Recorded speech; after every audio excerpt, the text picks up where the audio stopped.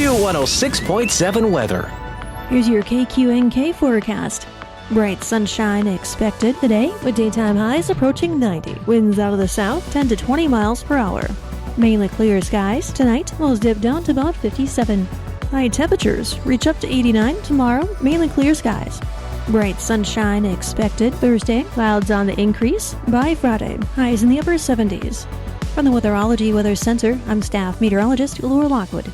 Currently 54. Kansas Information Network News, I'm Jen Austin. 3 times is a charm, hopefully not in the case of a Topeka bank.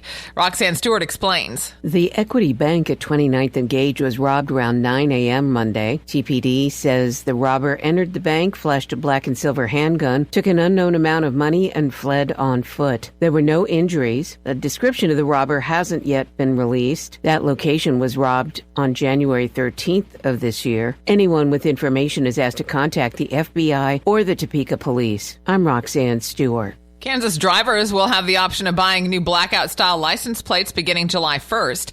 The Kansas Department of Revenue said the new plates have an all-black background with sharp white lettering. Those interested in acquiring one of the new plates will need to pay a fee and visit their local county treasurer's office. Governor Kelly said the blackout-style plates have been popular in other states. The royalty fee will go toward the state's license plate replacement fund and state highway fund. This is Kansas Information Network News. There's danger out there. It lurks on highways and quiet neighborhood streets.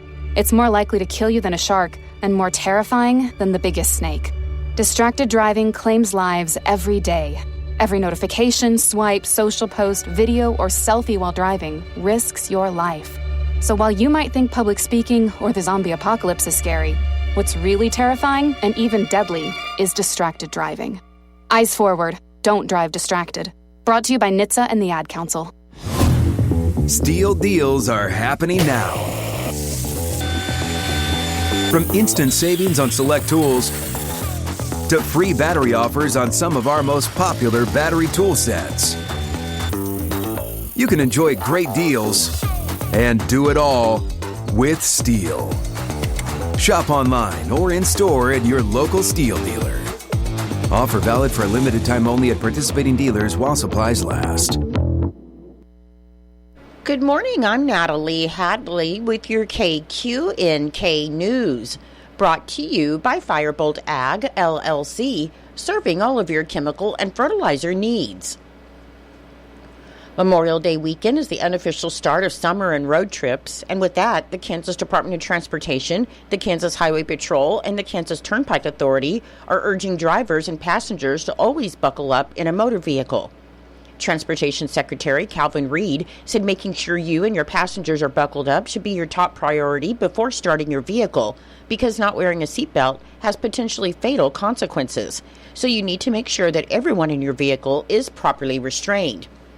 Drivers will see an increased law enforcement presence on Kansas roads during the National Click It or Ticket campaign, which runs from May 18th to June 1st.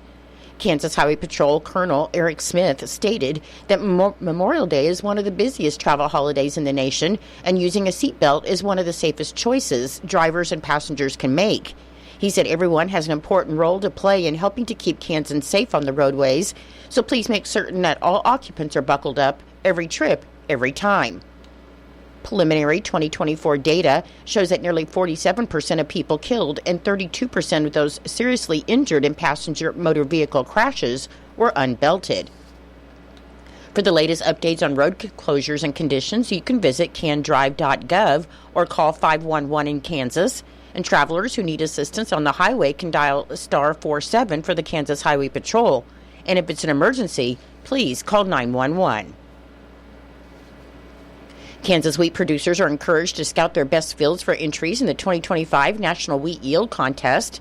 And now in its 10th year, the National Wheat Foundation's contest offers producers a chance to win prizes and learn from other producers across the country on how to maximize their management to improve yields and quality.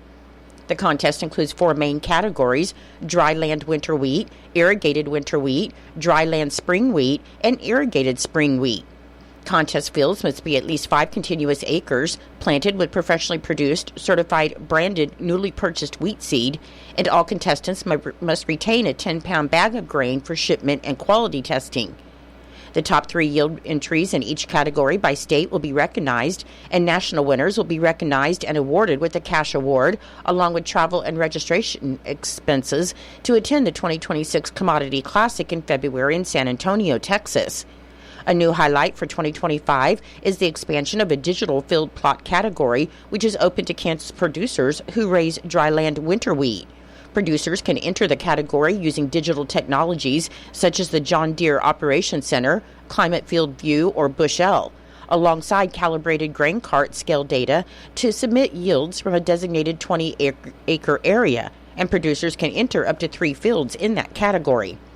Growers must submit entries by May 15th for winter and wheat categories, August 1st for spring wheat categories, and harvest data is due by October 1st, 2025. Entries must be completed online at wheatcontest.org, and all entrants must be a member of a state wheat grower association, like the Kansas Association of Wheat Growers or the National Association of Wheat Growers. And you can find more information or enter the 2025 National Wheat Yield Contest by visiting wheatcontest.org. The American Red Cross encourages the public to schedule their May donation appointments before summer gets into full swing, because year-end school ceremonies, sporting events, and celebrations are expected to fill evenings and weekends, and patients are counting on donors to also make blood donation a priority. By giving blood to the Red Cross, donors can help ensure blood is ready for patients in the most critical situations, so you can give blood this May to keep hospitals prepared for all transfusion needs, including emergencies, type O blood donors, and donors giving platelets, who are especially needed right now, as type O negative is the universal blood type and can be transfused to any person, no matter their blood type, and this makes it essential to the most dire situations.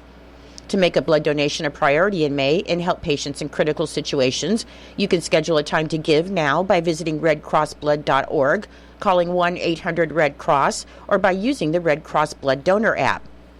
Locally, blood donation opportunities will be held in Phillipsburg today, May 13th, from 12 p.m. to 6 p.m. at the Phillips County 4-H building. Tomorrow, May 14th, from 12:15 p.m. to 6 p.m. at the Gateway in Oberlin, and in Norton on May 21st from 12 p.m. to 6 p.m. at the Norton County 4-H building located at 126 East Park Street. In Nebraska news, the Lincoln Police Department reported that a man was arrested on Monday following a child abuse investigation. According to police, on May 3rd, a 7-week-old baby was taken to an ER where hospital staff deemed that he had 4 broken ribs, though the broken ribs were already healing. The baby was taken to Children's Nebraska in Omaha, and the agency's Special Victims Unit was called in to investigate.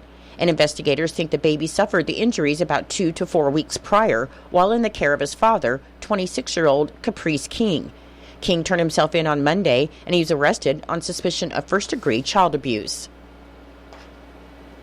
61-year-old Ivan Maceo Alvarez of Grand Island has been charged in Hall County Court with 1 count of theft by unlawful taking more than $5,000 after allegedly stealing thousands of dollars from a local Walmart. According to the arrest affidavit on May 7th, a Grand Island police investigator spoke with a district loss prevention representative about a large amount of cash taken from the Walmart located at 2250 North Dyers Avenue between March 11th and April 25th by Maceo Alvarez, who was an employee. Court records said Maceo Alvarez was seen on camera 7 times taking cash from a self-checkout and concealing the money in his vest pocket. The total money taken, according to the affidavit, was $30,821. On Friday, officers contacted Maceo Alvarez at the Walmart where he was arrested. On Monday, a judge set Maceo Alvarez's bond at $30,000, and 10% of that must be posted for him to be released from jail. His next court date is set for June 16th.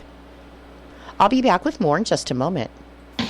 Firebolt Ag is a full-service fertilizer and chemical retailer. They customize products for individual farmers' needs, with the primary focus being customer profitability. Let Josh and Jack help you get the most out of your farm ground. They also provide in-house marketing with Ron Wall of Flatwater Solutions. Visit Ron in Phillipsburg or call Josh at 785-854-8484 or Jack at 308-840-2819. Firebolt Ag, your leader in agriculture. Now we'll hear from Fig Millen and Norton head golf coach David Stover to update on the team and their upcoming tournaments.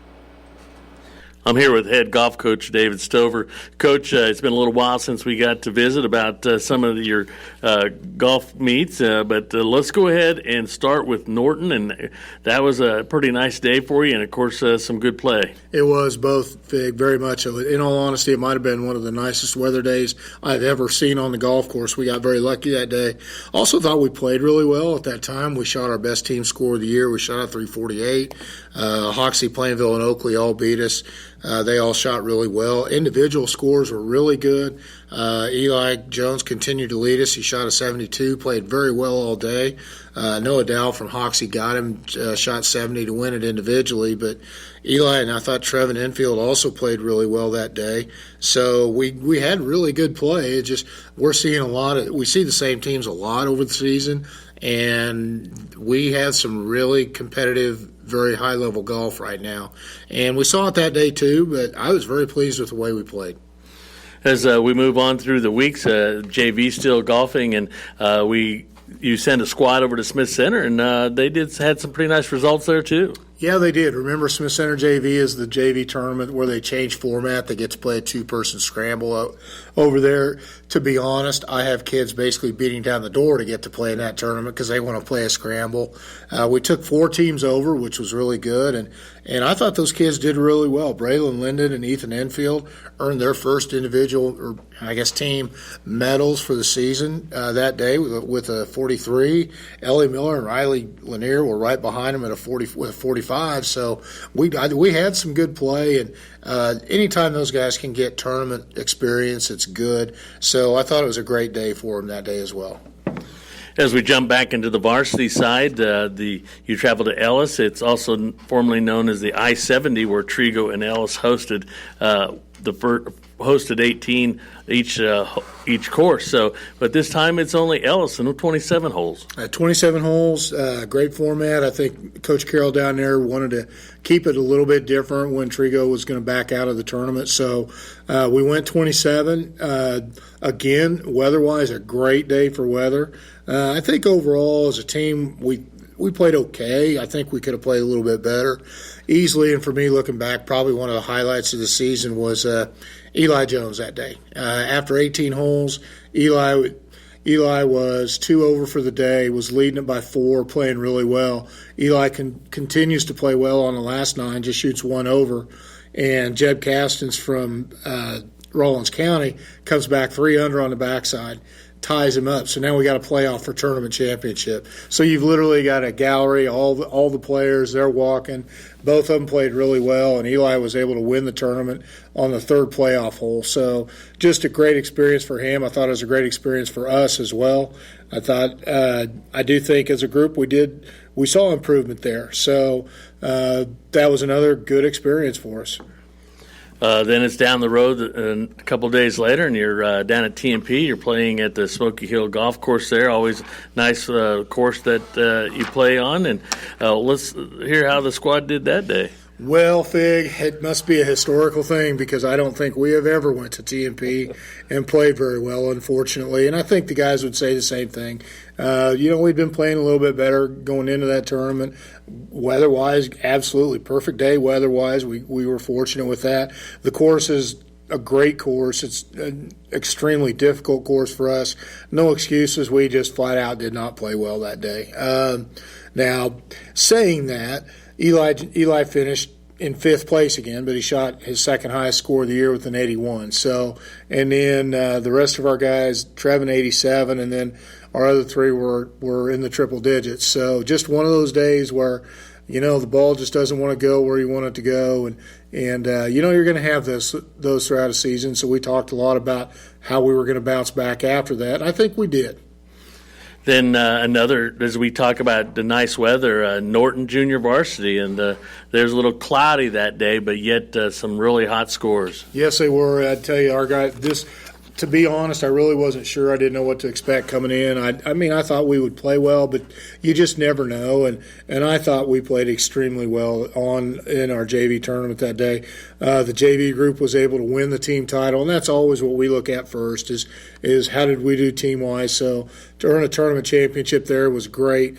We had a couple of guys medal. Rowan Granberry medaled. I think it was his second or third time he's medaled this year. Braylon Linden earned his first individual medal. I know he got one at Smith Center, but he was able to finish ninth. Rowan was eighth.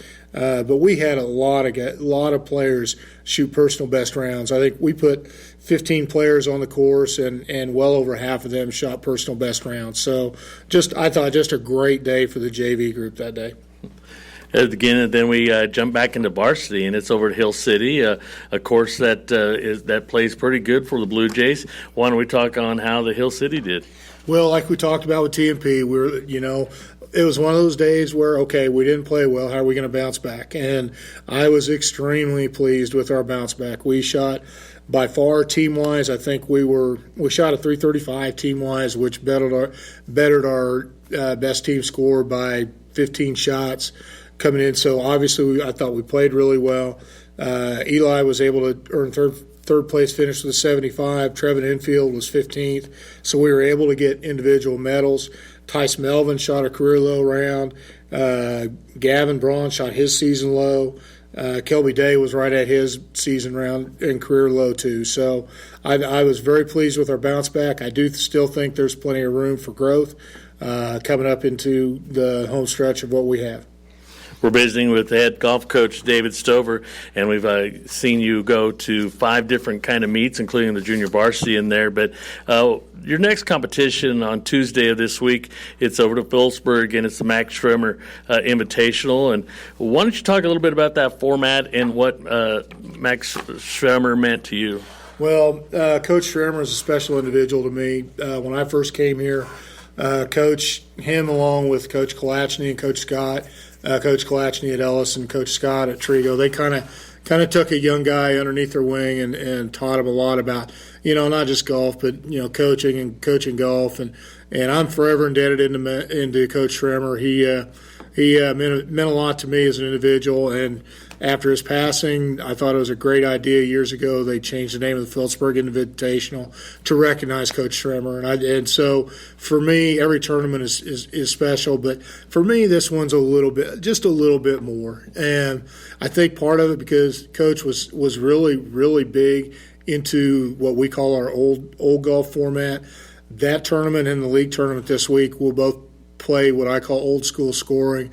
We will have a 2-man division, a 4-man division, and a 6-man division. So essentially it's 3 smaller tournaments within one. We'll predetermine the lineups before we play and then tee it up and see how it goes. I'm very interested to see how we do in the fact that this doesn't happen a lot, but this is the second time on this course for us this year. We played there early this year in our first tournament of the year, so I'm anxious to see how we come back and play in the Schremer Invitational. And this week, as your season winds down, it's the Mid-Continent League Tournament. That's at Fort Hays Golf Course, public golf course there. A lot of Mid-Continent League teams that are ranked throughout the year and have finished above you. But let's talk about how that Mid-Continent League is formatted and most of the teams that you're going to look run for. Well, it's going to be a heck of a tournament, I'm sure. I mean, it's really the same guys we kind of kidded each other down at Hill City last week. Asked them if they were just tired of beating on each other all year long, because that's essentially what the schools have done.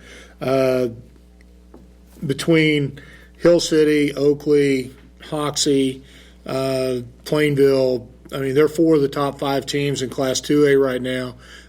You throw in, I think we can be competitive in there. TMP is always a good group. Phillipsburg always brings a good group.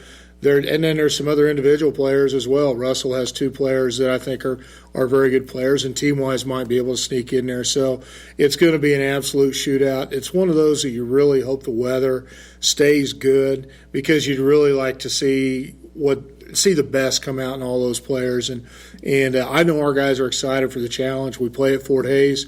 I think it's a great setup for us as far as preparation for regionals. It's an 18-hole course. It is a long course, which is what we're going to see at Goodland as well next Monday. So I'm just really excited for Thursday and looking for good things. And then, of course, your season will come fairly close to an end when you will go to Goodland for the regional. Again, you're playing at Goodland the second time this year. That's going to be Monday the 19th. Yeah, we go out to Goodland on the 19th. Again, I think an advantage is we have played out at Goodland this year. We play at Goodland every year, so I think that hopefully will help us in the long run.